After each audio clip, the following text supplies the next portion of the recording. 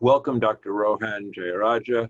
Dr. Jeyrajah has been a friend for many years through SAGES and the ACS. Within the American College of Surgeons, Rohan serves as a governor and, in fact, as the pillar lead for the communications pillar in the Board of Governors. He is also the chair of surgery at Texas Christian University and clinically works from Methodist Hospital in Dallas. Welcome, Rohan. Thank you so much for having me, Steve. It's a pleasure having you with us this morning, and I'd like you to share your perspective and insights on two separate issues. One, although you're very heavily engaged academically in SAGES, in the ACS, as well as in the Fellowship Council and other organizations I know. In addition, you're in private practice, which is really not as prevalent amongst academics as perhaps it once was. COVID-19 has had an impact in private practice in a way that may differ from academic practices. So I'd like you to share your perspectives with some of the issues which you and your group encountered. Perhaps you could start by telling us about your group, your practice model, number of doctors and employees, things like that. Yeah, no, thank you so much. And thanks for bringing this to the attention of the public and to the ACS in general, because this is something I'm fairly passionate about. So just to give you a little brief history, I was in academics for many years, traditional academics, before I sort of went into the private world. And I knew that education was part of my life. So I've always been involved in education at some capacity in this sort of hybrid model. So with our group right now, there are three of us, and we do sort of high-end GI surgeries, mostly hepatobiliary, but we also do foregut work, esophagectomy, and things like that. There are three of us in our group, and we've maintained a fairly traditional private practice. And what that means is basically it's money in, money out minus overheads. And I always say that kind of in some way, I wanted to be chair of surgery at some point. I am with the TCU Medical School, but from a functional standpoint, I'm chair of surgery of our own group, actually, because I've had to know every line item of everything that comes in and out of our office. So I've had to know what the internet feed bandwidth would be necessary in order to maintain our EMR. I've had to know, how much our printers cost to lease, those type of things. And so when COVID hit, the first thing that happened was that in Texas, we, like every other state, locked down, and in order to preserve capacity for the hospital, the surgeries were limited. And of course, we do both benign and malignant procedures. Very similar to you, Steve, I love the fact that we know how to organ preserve as well as be aggressive in resection. And so a lot of the more elective or benign things, for example, paraesophageal hernias, hiatal hernias, those type of things were canceled or postponed. What happened was that there was a sharp drop in volume, and we were really trying to do only the urgent cancer cases, with many of even the cancer cases being put off for chemotherapy and things like that for delayed, operation. Being in the private world, typically we have about 2 months worth of funding to maintain the office and maintain my staff. And one of my commitments to myself and to my staff was to try to keep everyone employed. I felt philosophically that if times were hard for us, that times were going to be, 3 times as hard for my staff that are living paycheck to paycheck, who have families and things like that. So that was our commitment. And we really were able to do that. Thankfully, through the CARES loan project, which was very challenging to maneuver, actually, we submitted a loan application, and we were able to get some funding through that. So that helped us a little bit through this process. But, it was challenging because we were sitting by the computer hitting enter, enter, enter every 30 seconds, because when the care loan application came out, it was so overwhelmed, each site was so overwhelmed that we couldn't get our application in, even though we met all the criteria for that package. Thankfully, again, the banks were a challenge because we'd been with a big bank for a long time, but getting through to their website was a challenge. So we were trying smaller banks, etc. So this was really this is and is ongoing a challenge for us to maintain everyone. Thankfully, we were able to keep everyone employed. We did not cut hours, but we did some other things that we can talk about to try to make things safe for the office staff. Actually, I would like you to follow on that theme because it's very important. We hear hospitals. I work in a hospital where everyone's temperature is checked, questionnaires are administered, every patient is tested before they're admitted for a procedure or even admitted to the hospital for medical reasons, and so on. A lot of safety. So how do you manage that in a private office? Yeah, so that was a real challenge. So we did have temperature taking at the entrance to the office, and we had to follow state guidelines with regard to that. Initially, one of the hardest things, like in the hospital environment, is of course a patient could only come alone. And here you're talking about patients with pancreatic cancer, etc. Everyone had to wear a mask or a face covering of some kind. And in our office, what we did was, of course, move to as much telemedicine as possible. But that was mostly for the follow-ups. Any new patients I did want to see for the first time in person because I'm a little bit old school, Steve, in that I like physical examination. And so I really do like to palpate the abdomen and make sure there are no supraclavicular nodes or something that I can't tell on a call. So we got really good at FaceTime. So we would FaceTime family members that were sitting in the car outside. We would do a few other things. What we did was we actually flipped our office. So we had half the people in on one day and half the people in on the other day. In order to maintain full working hours, everyone on their opposite day was working from home. And what I did with our phones, so thankfully, God thanks, thank God for voice over internet. So we could change the algorithm so that the phones would go to somebody's cell phone at home first and they could answer it. This was really challenging though, because it was still hard to maintain the office. One of the things about being in private practice is the way that we've survived in Dallas, which is great surgeons. I mean, great people at Baylor downtown, at UT Southwestern downtown, is we've been able to be available. That's been the greatest thing that we can do is to be available and get people in quickly to see us because sometimes the academic sort of machine takes a while, whereas in private practice we can be a little bit more limber about getting people in quickly. So that was a challenge, and so we tried to keep people safe by doing that. We physically distance. I hate the word social distancing because it's really physical distancing. And so we had everyone at least 6 feet apart, even in the office. We limited the number of trainees. So of course, immediately our medical students were taken off service and we had just one fellow in the office at any time in order to try to maintain as much safety as possible. And that's really how we handle things, but we kind of had to come up with that by ourselves because nobody was telling us things apart from the overall state mandate, which was temperature checking and a single person into the office at any time. Thank you. I completely agree with the concept of physical rather than social distancing. I think particularly during the period of lockdown and auto quarantine, self-quarantine, social interaction such as we're doing now is paramount importance rather than social distancing. You can't see your friends. I still can't safely fly necessarily to find you in Dallas or you here to Miami. Mariana Barrow, who's our Chief Wellness Officer at Cleveland Clinic, Florida, Patricia Turner, who's the Director of Membership Services at the American College of Surgeons, have both been touting physical distancing. So I applaud you. I think it is really hitting the nail squarely on the head. You mentioned we're wearing masks. Now, today is July 1st, and from all the news every day, both your geographic area and mine are amongst the four, I suppose, newer epicenters of COVID-19. What is the current policy for masks? So it depends on which county you're in. So Dallas County and Travis County, which are two of the highest hit areas, which is Austin and Dallas, are requiring some form of face covering. And, you know, you and I can talk about the interesting differences in face covering.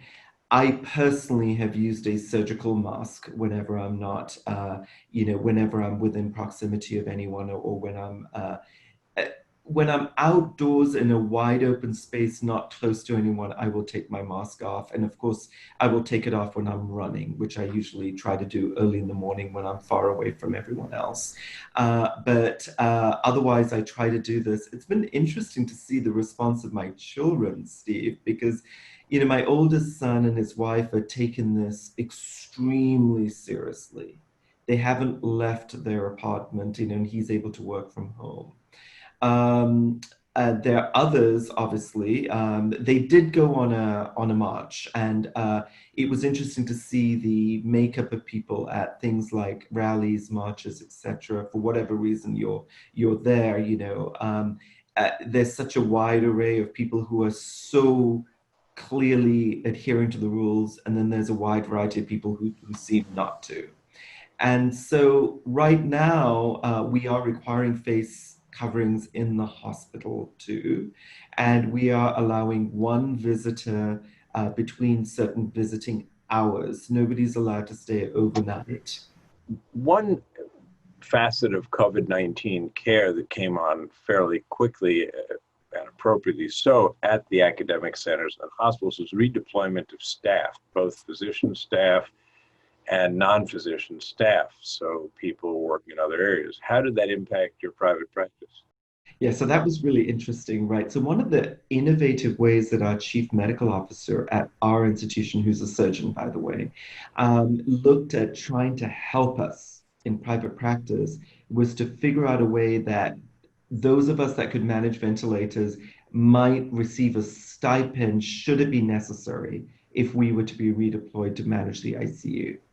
And so that was nice because that was at least one way that the hospital could potentially help us. That was, you know, with all of the rules, it's very difficult for them to do anything, even if they could. And so that was one possibility. We never got to that point, but we did that. Now, on a nursing staff standpoint, we did something very, very interesting.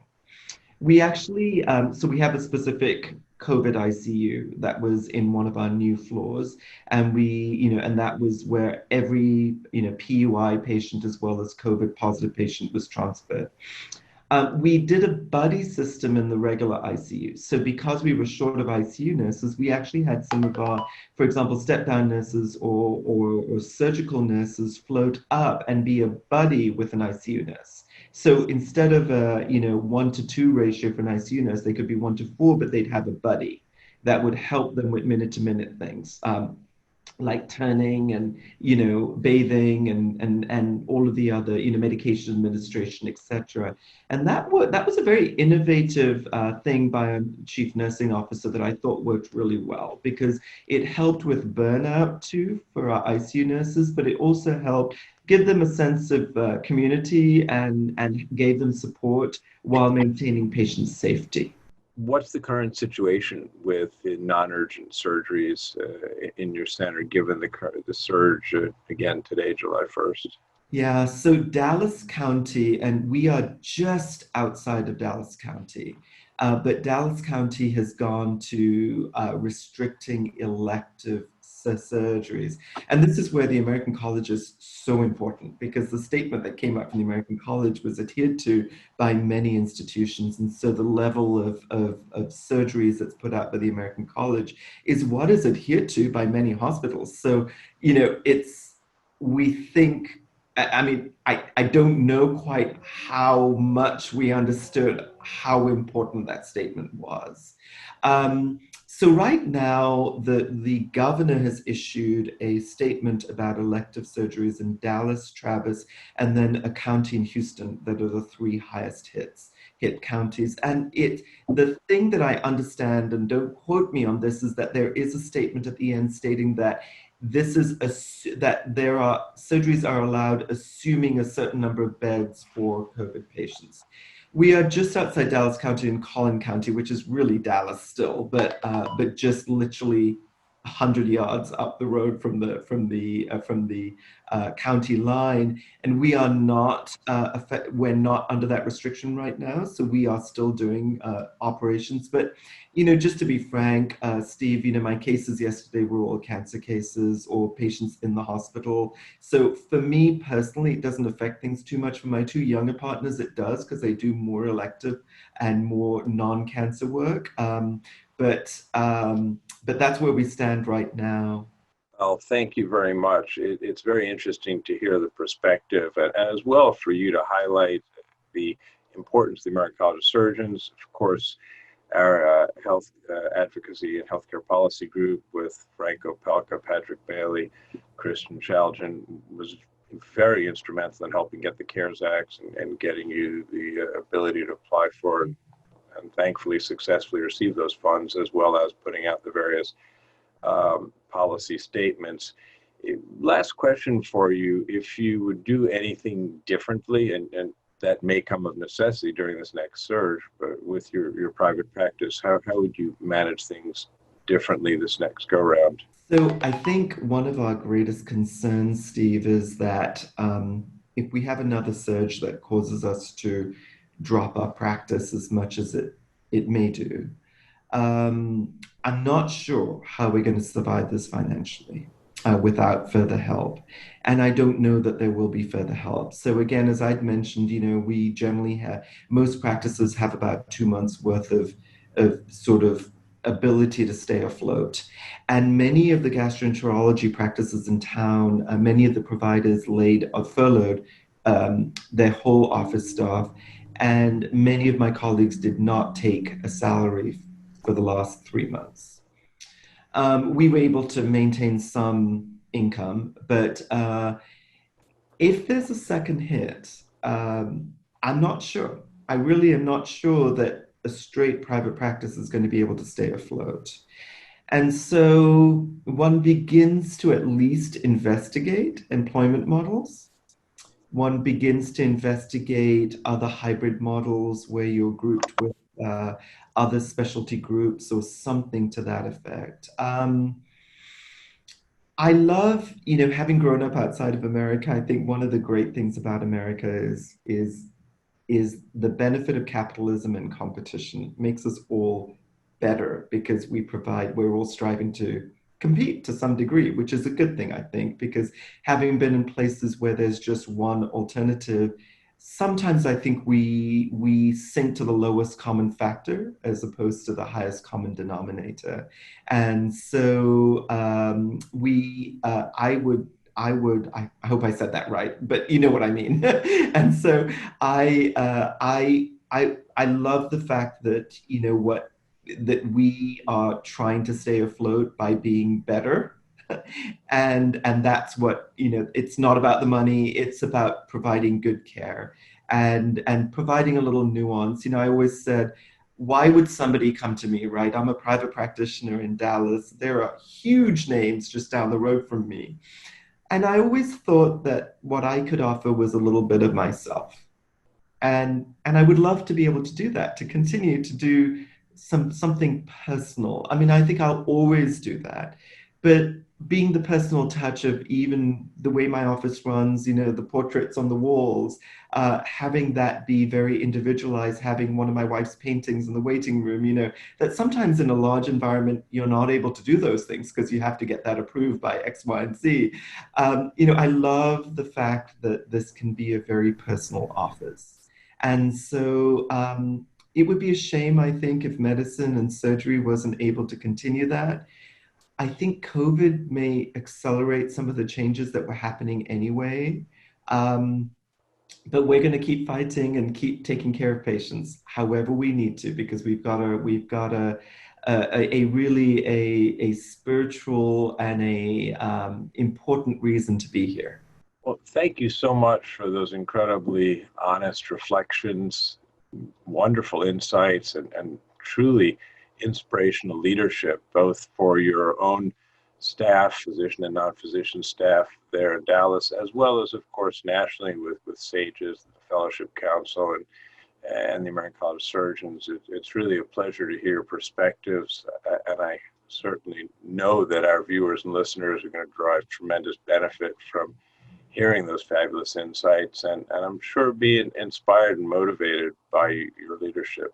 Thank you very much for your time. Thank you, Steve. It's such an honor to know you and to be part of the American College. And, just to say, it's such a great organization. And for those of you that may not know how hard everyone is working for us, for me, as a private practitioner through the American College, it's really inspirational. So thank you for what you guys have done, because we've managed to stay afloat. Looking forward to seeing you in person one of these days. Yes. Virtual hug, Steve. Cheers, likewise.